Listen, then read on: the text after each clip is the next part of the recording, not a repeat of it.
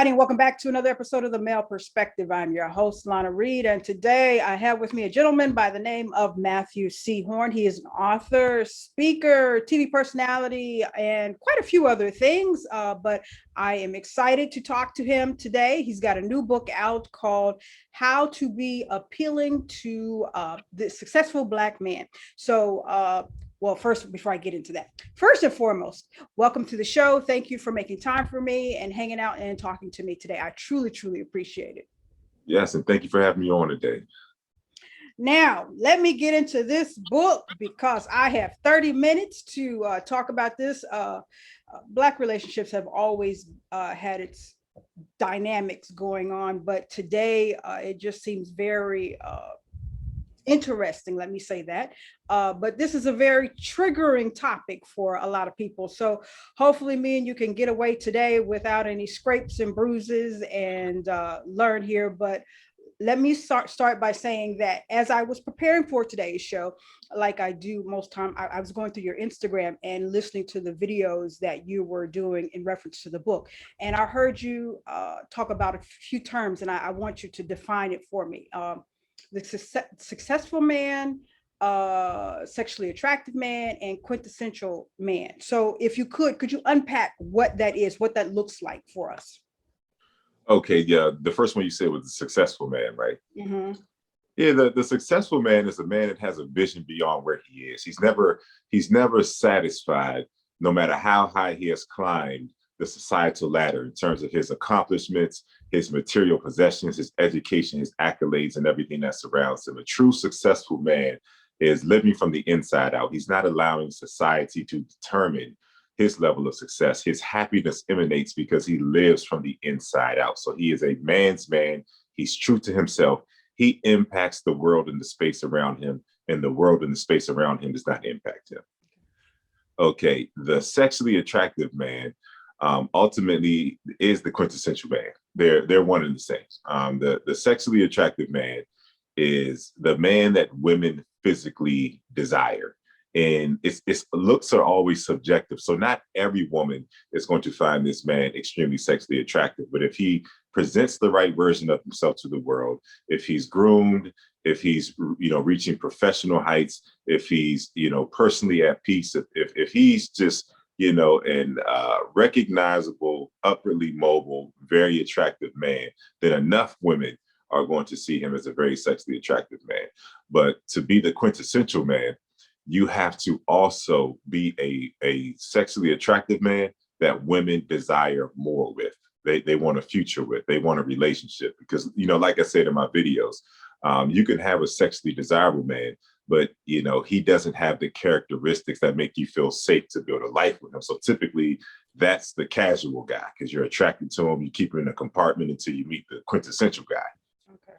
But the quintessential man is the one that has it all going for himself. And that's who the quintessential and the sexually attractive man is. Desirable, and you want more with him. Okay, so listening to a couple of the key components in your definition, I guess my next question would be, is a man who is maybe like an auto mechanic or the city trash man, is he a quintessential man? Can he be, or is it a certain type of professional man? It's not a certain type of professional man. I know that the terms that are going around right now, the high value man. Mm-hmm. I've inadvertently kind of gotten away from that. I was having a conversation a couple of weeks ago, and I kept saying the elevated man, and the person who I was having the conversation with regurgitated that back to me, and so I realized that I'm more so focused on an elevated man. Okay. That is a spiritually, mentally, emotionally healthy man, physically, okay. and essentially, by virtue of that, by virtue of him valuing himself to that capacity, he's oftentimes financially elevated as well. Okay. So the elevated man, I'll put it like this for the ladies. An elevated man has mastered himself. It doesn't matter what his profession is, meaning he's living from the inside out. He's true to himself, and he's elevated spiritually, mentally, physically, emotionally. So when this man enters your space, you're automatically going to improve in those areas. And it's not going to take long because he's elevated in that way. And everywhere he goes, he's impacting the world around him. So, but also the woman has to become an elevated woman to be able to recognize an elevated man. Okay. So it's a two-part dance. Okay. I like the term elevated. You mentioned high value man, and it's a new term that I just started hearing. Somebody had sent me Kevin Samuels. Yes. And he and I are in the same age bracket. So when it comes to relationships, we've seen the same things. We're coming from the same background. But I have to be honest with you. Although I find myself watching his videos and saying, yeah, I can agree with that. His delivery is a little rough for me, and he kind of comes across a lot of women, I guess, the wrong way. But I like the fact that you shifted it from high value to elevated, because it allows more men to be in this pool of desirable men for women. Yeah. Now, okay. go ahead. Before you go any further, I'm an advocate of Kevin Samuels. I really like what he says. A lot of the principles and ideologies that he have, we actually share them. Now, as far as this high value man, one thing I don't want to get lost when the way he describes it, he's telling Black women there are plenty of PCS, productive, competitive, successful men that should not be overlooked. He's an advocate of the trade worker, the men who built the foundation of the world, the roads, the infrastructures. He always, says this. I don't want that to be lost.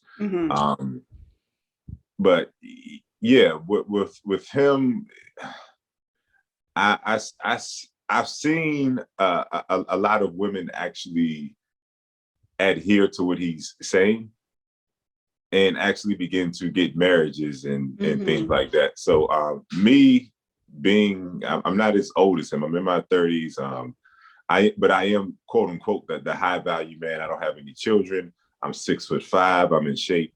Like, I'm quote unquote the man that the women say that they want. Okay. And so coming from this vantage point, he focuses a lot on the high value man, because if you really look at his show, every woman, whether she's living in the projects or whether she's the VP or of a company, they all want the same man. Okay. So that's why he discusses it, but he advocates for your everyday man, productive, competitive, successful. Okay, got you. Yeah, like I said, I listened to him, and I agree with some of the things he says. But I think it just falls back onto what my grandmother used to say: you can catch more flies with sugar than you can vinegar. And his delivery is just a little rough around the edges for some ears, I would say, because it is relationships are a triggering topic, especially when you're talking to your sisters. So, I mean, that's all. But I do agree with quite a few things that he says. But you just said something.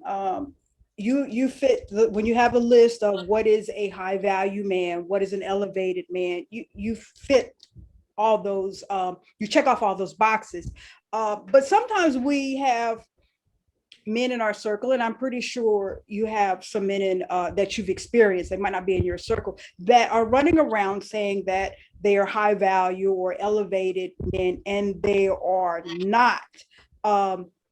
Just from a man's perspective, how do you tap these brothers on the shoulder and say, you need some more self-work, you got some more to do before you get to that place? I tapped them on the shoulder like this. Listen, before I ever held a woman accountable, I wrote How to Get Beautiful Women and Everything Else You Want from Life. This book came out, I was 29 years old. Okay. That was 9 years ago. Okay. And I pretty much told men, become the best version of yourself, and you won't just attract beautiful women, you'll attract everything else you want from life. So I've been tapping them on the shoulder for a decade now. And even in my book, How to Be Appealing to Successful Black Men for Black Women, the first chapter is called What is a Successful Black Man? Okay. So I hold the Black man accountable. I go down the list of characteristics that define a successful Black man. He keeps his word. He's mastered himself. His wisdom has consistently elevated your quality of life over time, meaning that every man does not deserve to be followed. Every bobblehead man out here talking about he's a high value man, he's this and he's that. The only proof of that is that his wisdom, his presence is going to elevate your quality of life over time. And then that is the man that you should follow. So I do hold the men accountable. I do tap them on the shoulder and I say, become the optimal version of yourself. Develop a vision for your life. Be in tune with who you are. You can't lead anyone until you lead yourself, until you're at one with yourself. So I advocate for every man to become the absolute best version of himself. And then that way, when you have an elevated woman, you will be recognizable to her and you all will recognize one another. Okay, good. Now, as I said, I was watching the videos, getting prepared for today's show, and quite a few times you mentioned in today's world some of the elements of the dating experience. And like I mentioned earlier, I'm much older than you, so I have different experiences. So I want to know, because back when I was dating, it was not uncommon or put offish to just go grab $10 and go sit at the beach in a car and talk to each other. Do you feel women expect so much more when it comes to dating these days, or it has, what's going on in the dating world? I guess I should ask. What's going on in the dating world right now is that the finesse is the default setting of the average woman that you meet. Mm-hmm. Finesse meaning that she's immediately looking to see what she can get out of you. And especially like I'm over here in the Washington, D.C. area. And, you know, we've been open for about a month now. And I've been just around my male friends and we've just been sitting back and laughing about the different schemes and games that these women are employing just to get drinks and try to get dinner and all this stuff. And actually, this is my opinion on it. It's prevalent. So I wanted to let you know that, first of all, a woman will really stand out if that man presents himself and you present yourself to him and you're not trying to place yourself above him. Okay, because requiring a man to immediately give you an offering is, if you think about it, is narcissistic and disrespectful, because you're saying I'm so much more valuable than you that you have to give me an offering to be in my presence. Okay. Now, I'm going to go somewhere else very quickly with that. Your average Black woman out here right now, okay, these guys that are approaching you could be your husband. 72% of Black women will never be married. You see your friends in groups on Friday nights. If they had men, they would probably be at home with those men. You see the girls at brunch together, dressed up, hoping that, you know, the right man looks in the direction. Let's be real. Okay. So to have you don't know which one of these guys is elevated, you know, normal, worth your time, not worth your time, but to immediately tell that man, oh, you know, you need to buy me a drink, or start dropping hints and things like that. You're actually trading platinum for silver. That drink, that little bit of satisfaction, that little bit of, you can get in the car and tell your girl, oh yeah, I got this out of this guy, that other guy got this out of, that's silver. When you could have just met that guy with the same baseline of respect that he was giving to you, not required anything from him, and found out that he was actually an elevated man. Now, hold on. Yeah. Go ahead. And that represents platinum. Platinum is way more valuable than silver. So a lot of women are trading platinum for silver. Now, because something must have changed drastically in the decades. Because if you look at old black and white movies, it was always the thing, you know, the guy hero of the movie would walk into the bar and the girl hero would expect for him to buy her a drink and light her cigarette. Now, this is back in the black and white videos, and they would go off and build this wonderful blossoming relationship together. So what I'm getting from you is that today it is really just more of a materialistic kind of, I'm not looking for a life partner in the dating. I'm just looking for a come up. Is that the impression men are getting from women? Yes. And I'll put it like this: the women, this is not every woman. Okay, the women who actually are mentally healthy, who are self-sufficient, who are bringing the right version of themselves to men, those women are an actual departure. And this is what you call them. You call them somebody's girlfriend or somebody's wife because they're so recognizable that these women don't last on the dating market. Okay. So they are very good women, but they're recognized by good men and they find each other and then they're off the dating market. So a lot of what you see out here, especially when it comes to very attractive women, they have first dibs on the high value man, the elevated man. And what you'll see is that if you have a single, very attractive woman, she has been in the space of a lot of high value men who are showing up to her life the right way. Mm-hmm.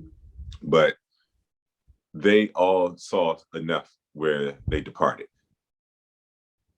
And that's just the reality of it. And when you typically see a very attractive woman, you can spend a minimal amount of time with her and you'll see, kind of what she's on and what the guys didn't necessarily want to stick around for. That's been my experience. Gotcha.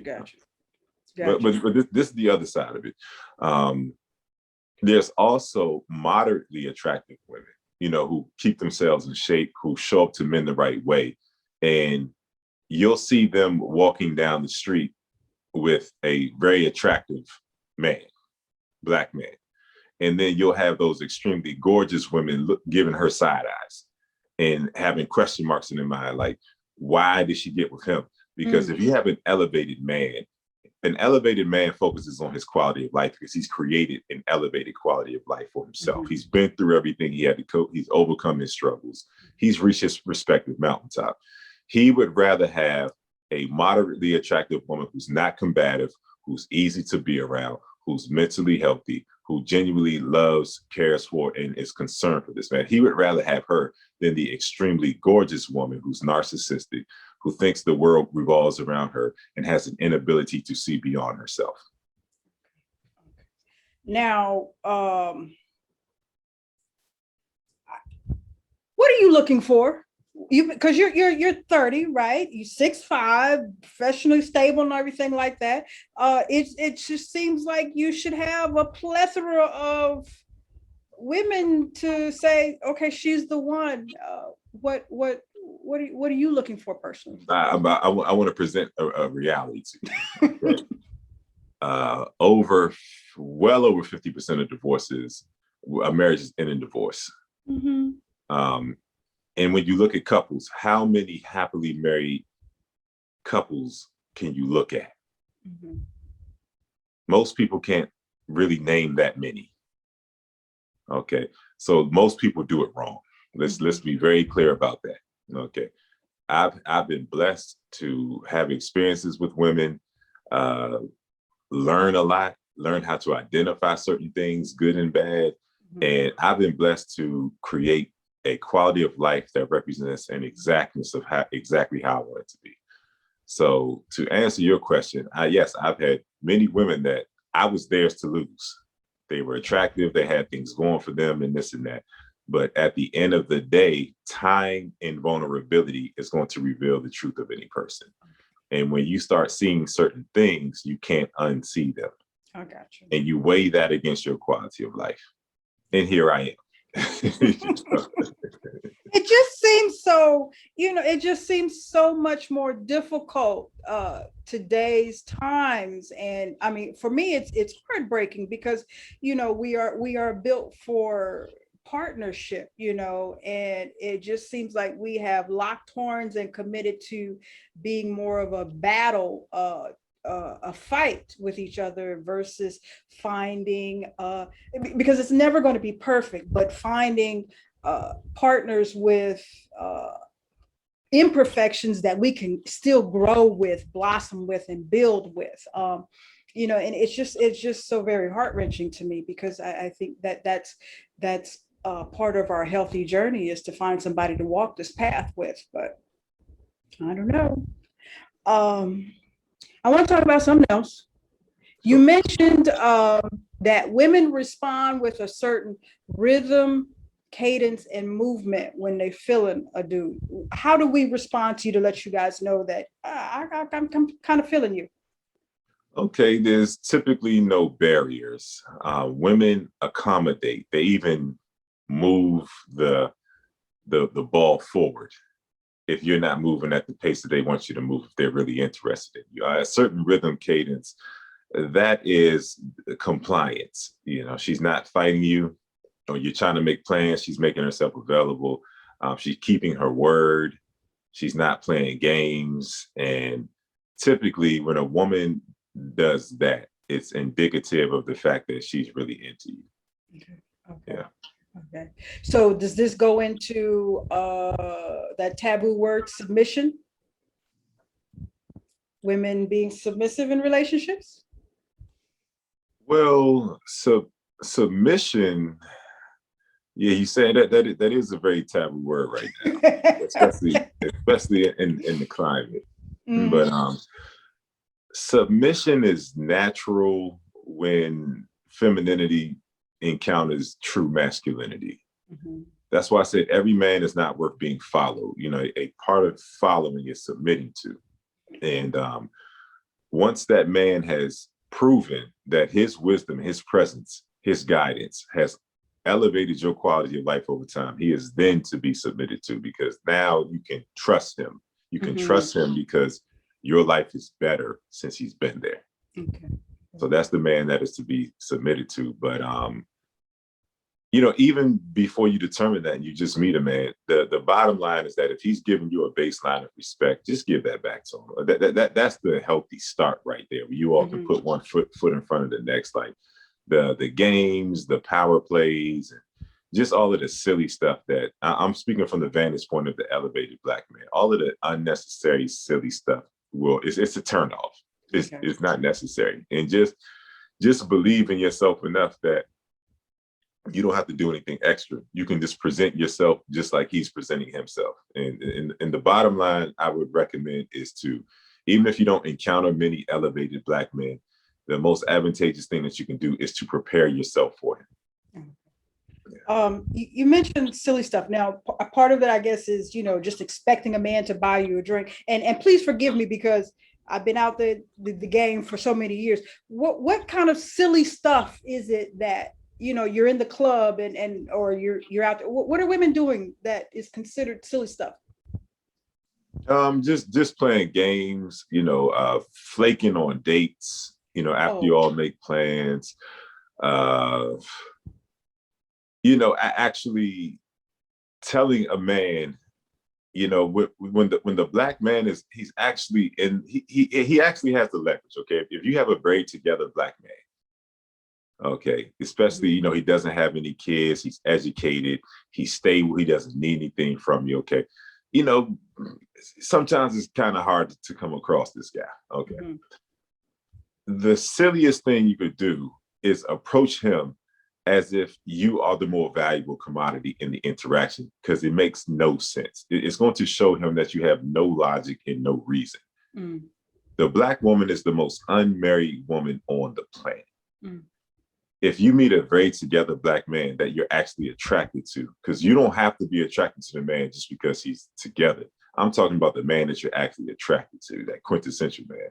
mhm. It doesn't serve a Black woman to play games with this guy, to try to implement power plays, to try to extract resources from it. It's silly, because this is the guy that can help you to not be the one of the 3 or 4 Black women who would never be married. It's just pure.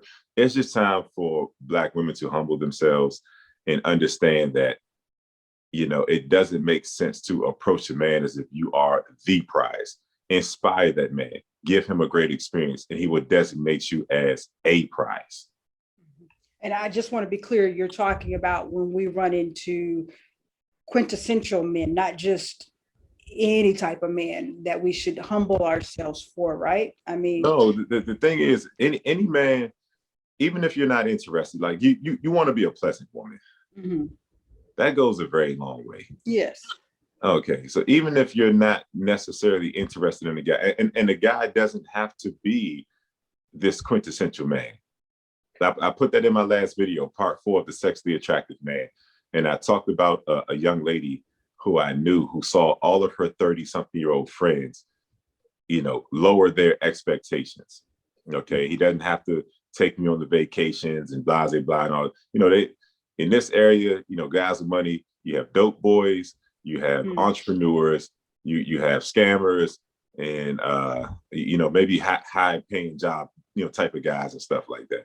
But typically, some of those guys are kind of hard to pin down. And women throughout their 20s have been dealing with these guys, and then they hit their 30s and it gets a little different. The guys are still present, but there was a point in time where guys wanted to be with you. And then there comes a point in time, okay, you're still attractive, you still have some youth on your side. Okay, these guys, they might want to be with you physically, but the offerings are different. The best thing a woman can do is to taper her expectations. And like this particular young lady, she saw her 30-something-year-old friend after friend after friend temper their expectations, change the dynamics of the kind of guys that they were dealing with. And one by one, they were getting rings from good men. Okay. So, yes. Yeah.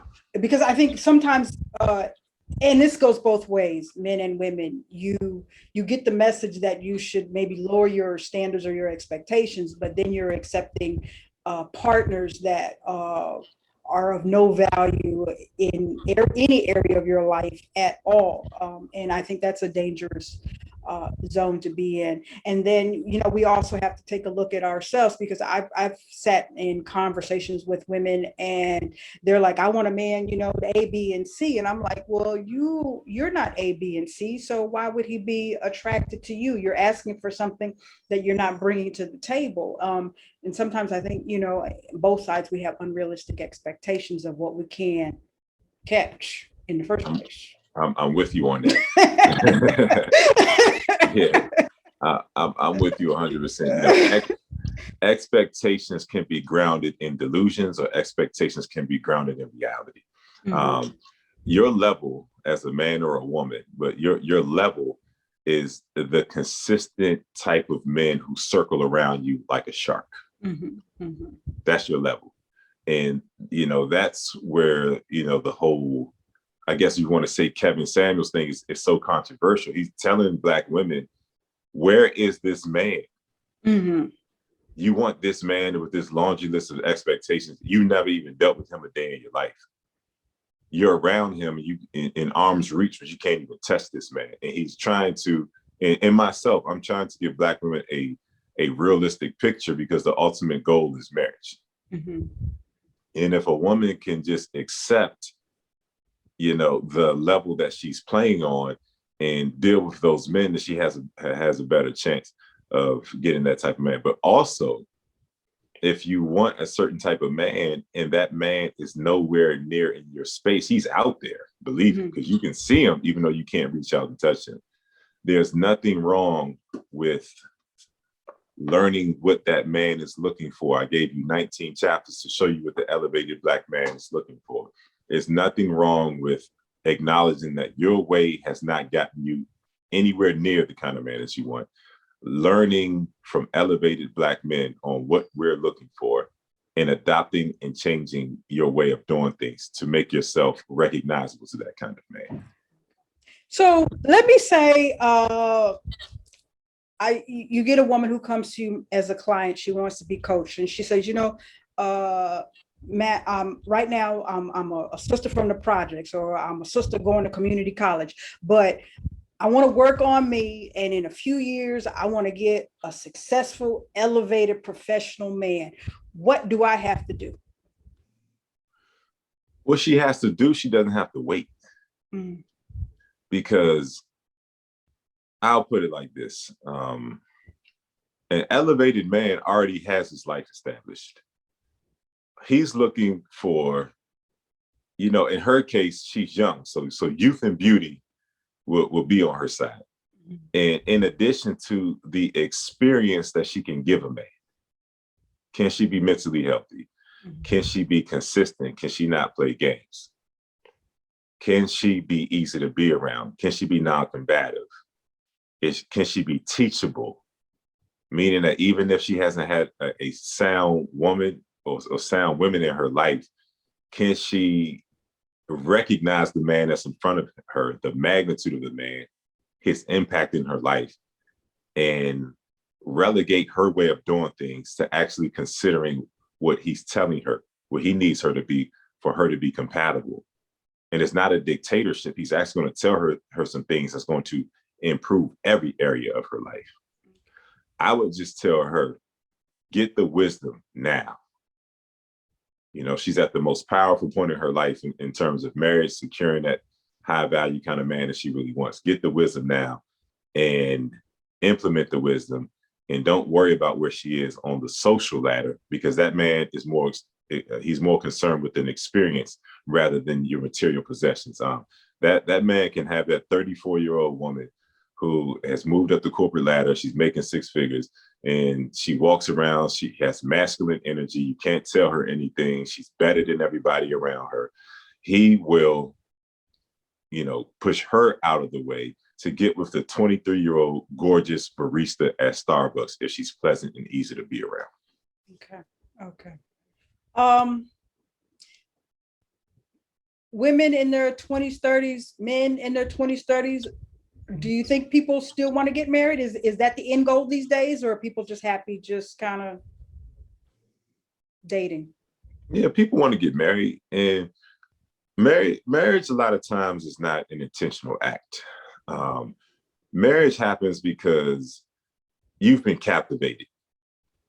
There's so many guys out here, they're like cold-hearted players. They have all the women, they might have the looks and this and that. They meet one girl, and then all of a sudden you don't see them on the scene anymore, because ultimately they've been captivated. I put it this way: no man is beyond being captivated. And that's what I write in my book, How to Be Appealing to Successful Black Men for Black Women.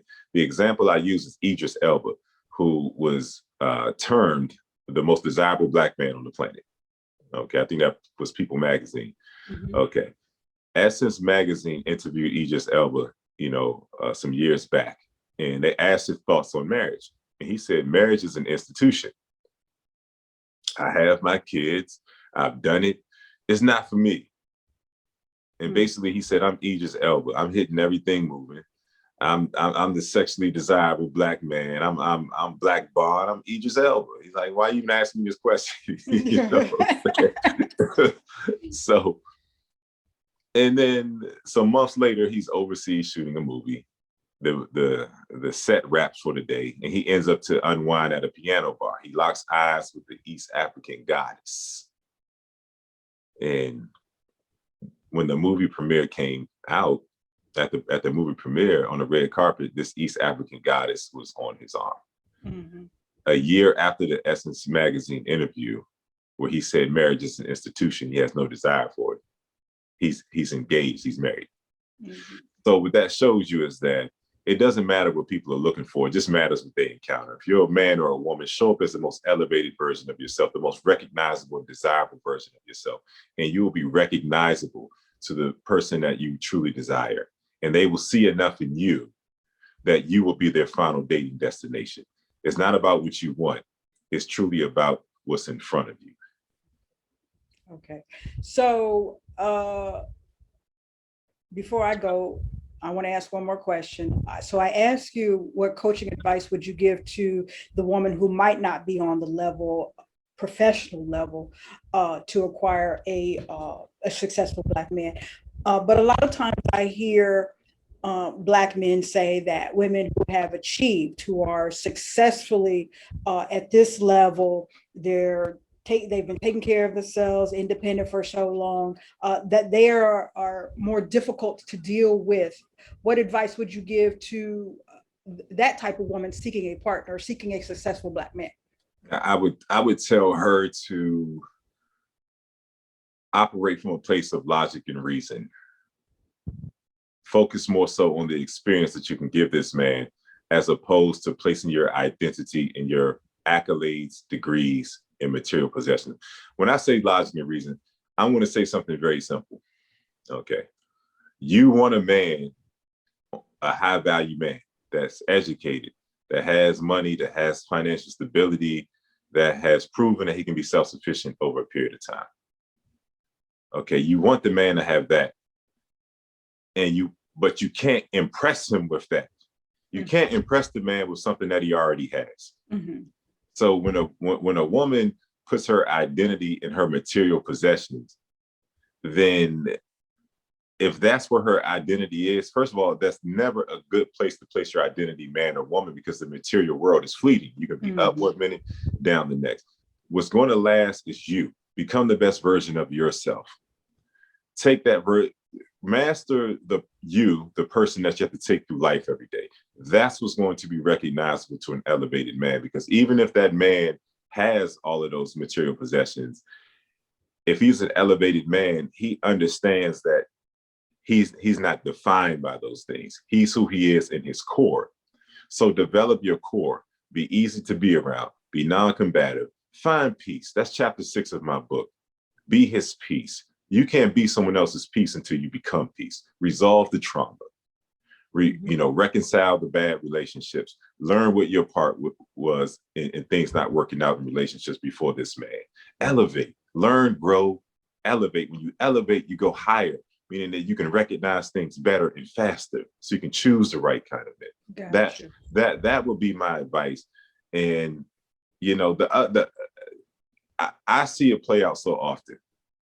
Okay, with these type of women, they know that they've had experiences with men, good men, and these women are still single. So obviously these men have seen some things in them that were unfavorable. Mm-hmm. So instead of looking within themselves and confronting themselves and saying, what inside of me is pushing these men away? A lot of women choose to go deeper into their narcissism, deeper into their definition of I have this degree, I have this association, and you're steady meeting men. And this is the other side of it. This is where it gets murky right here. I've seen women, even as of recent, who meet elevated men, and they find out that this man is just as successful as them or more successful, and they despise that man because their identity is tied into having leverage based on their material possessions.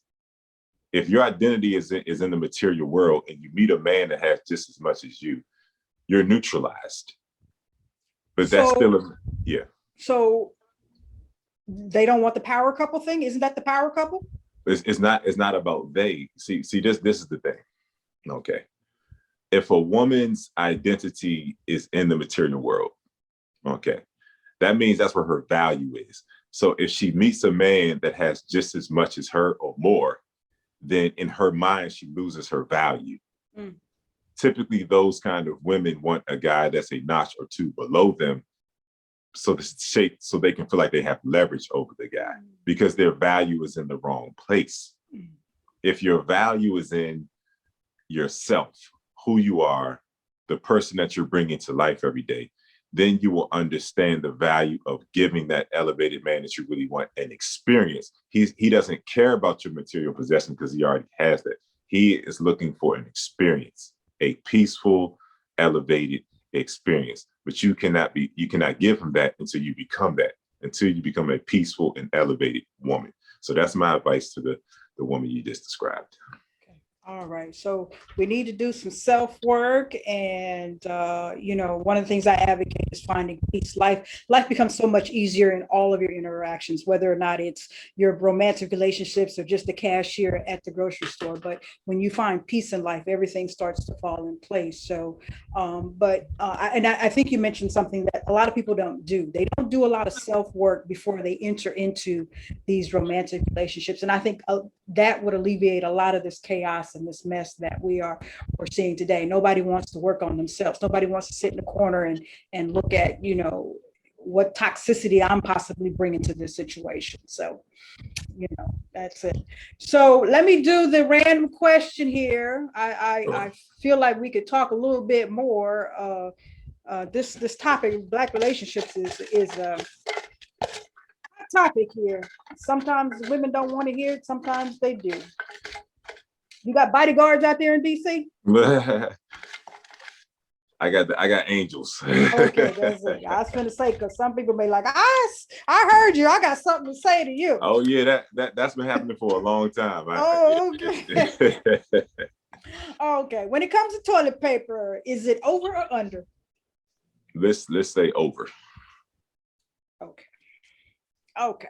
All right. I'll let you.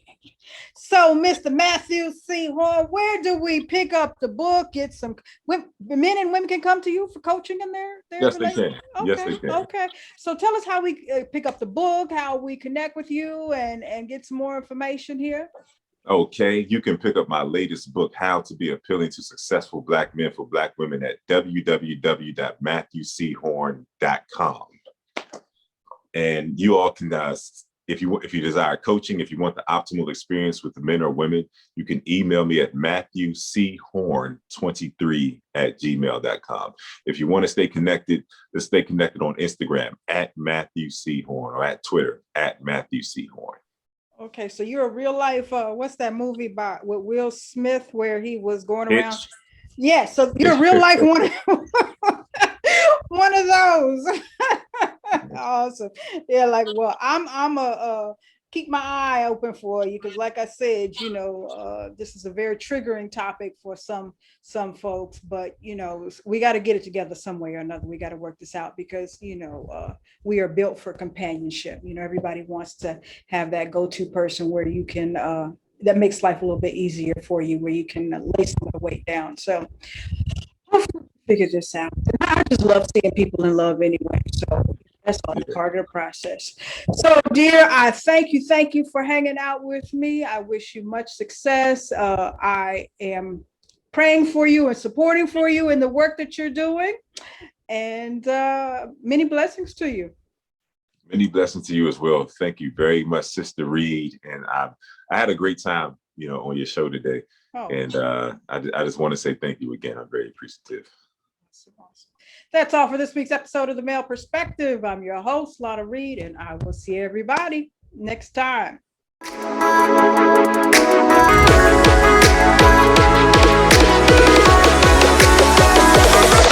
Oh.